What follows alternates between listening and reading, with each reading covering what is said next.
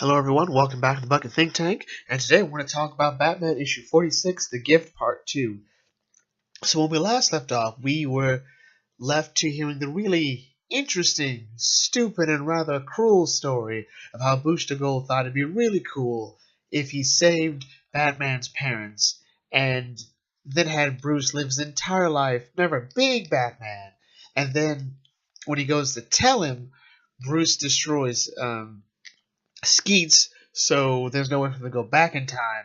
And we talked about how that made no sense. Well, as if to up the ante, they've just totally blown my expectations out of the water for this issue. So 1 year later, we're at Arkham Asylum, and Booster Gold is breaking out Catwoman. And Catwoman's only response is to go meow. That's her only response throughout this entire issue. So then we cut ahead to Bruce with his father Thomas, and he's talking about how Gotham's going to become a war zone because the Batman, who, if you remember from last video, is Dick Grayson, and was totally up for killing people and whatnot. He's going to go after Catwoman because she's a serial killer, and that's going to get so out of touch. It's going to be chaos that President Cobblepot will align with Ra's al Ghul, and he will send his own people down there, and it'll just be worse and worse. And Thomas Wayne feels particularly, bad about this. He feels like he's failed. Gotham is his city in a sense. The Wayne family has always been instrumental in the building of Gotham City, whether it was Scott Snyder who had the Wayne family be the ones who built it from the ground up, or in Christopher Nolan's Batman, where it turns out that the Wayne family pretty much was a big part of the Underground Railroad, and so on and so forth. So this is understandable. But it gets so bad that Thomas effectively has a heart attack and just collapses.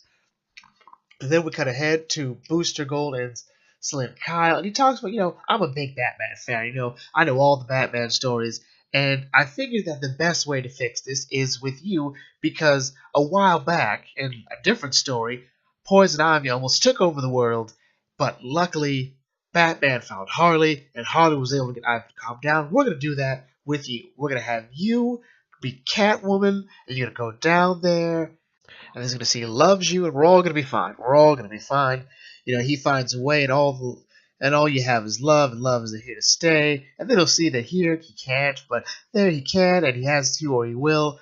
Then he'll want to turn here into there, and everything is fine and good again. So effectively, what Booster is saying is, we can't get back, but if we have Batman see you, fall in love with you, he'll fix the city. So Booster, the way it sounds here, he's already resolved that he can't go back in time. He can't return home because, Skeets is broken. So that's weird. So his plan is to get Batman, or I'm hoping Bruce in this case, I'm hoping he's referring to Bruce, is to use Selina as Catwoman to remind Batman that he loves her, and that'll put him on the right path. And it's weird, it's stupid, and even Selina seems to find it a bit stupid, but her only response is to go meow again throughout the whole. It's like, wait, yeah, it's stupid, without a lot of leather. And that's the direction we're going in.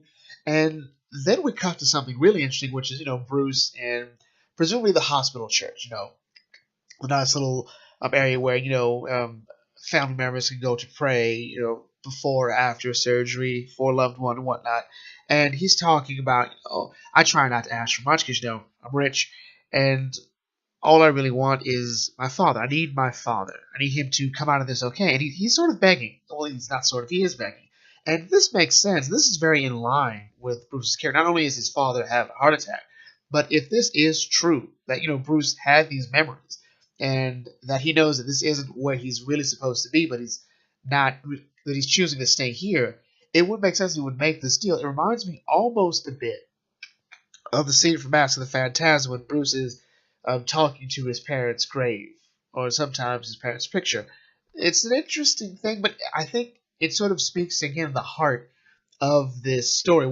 When his story is really good, what it wants to be is Bruce Wayne trying to keep his family in one way or another. So then we cut to Booster. Booster's, again, I think he's lost his mind, because he's worked on a costume for Selina, and ultimately, because he's not super good at it, and it's leather, so, grain of salt, but he effectively drew the Tim Burton Catwoman suit. He effectively did. It's got the stitches. This might as well be Michelle Pfeiffer. As a matter of fact, this probably is Michelle Pfeiffer who she's based off of. Because she's crazy, she's got the claws, she pretty much thinks she is a cat, and that was the weird thing about Tim Burton's Batman with Catwoman. Whatever. So it turns out, while Bruce and Martha are waiting for the doctor to come back with the results of what happened to Thomas, we find out that Jason has been sued for some issues with his, Joker-proof security system. Innocent people have been tased, so there's that. And then the doctor luckily comes in and says he's fine. Thomas is going to make it. And then we cut back to Booster and Selina as they're attacked by Batman. Remember, Batman is Dick Grayson. And, he's packing the heat. He's got the swords. He's going after him. They're like, we got to get out of here. We got to find Bruce. We got to find Bruce. And they're jumping out there. And they're going through. And long story short, they get there. They interrupt the Wayne family, effectively during tea time. Bruce just seems to think everything's going to be fine. Thinks everything's going to be fine.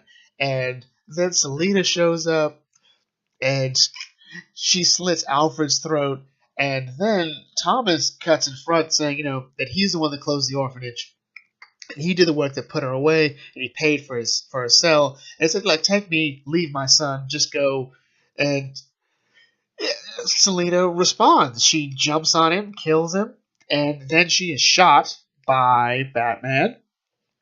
And he throws a flash bomb, and more chaos ensues. They're trying to fight, and he shoots Catwoman, and Catwoman fights back. It gets intense, and then Batman / Dick Grayson shoots Martha Wayne, and then Bruce snaps and just shoots Batman in the head, and it's just Bruce just screaming at the sky, going no, as his hands are bloody, his family's dead around him.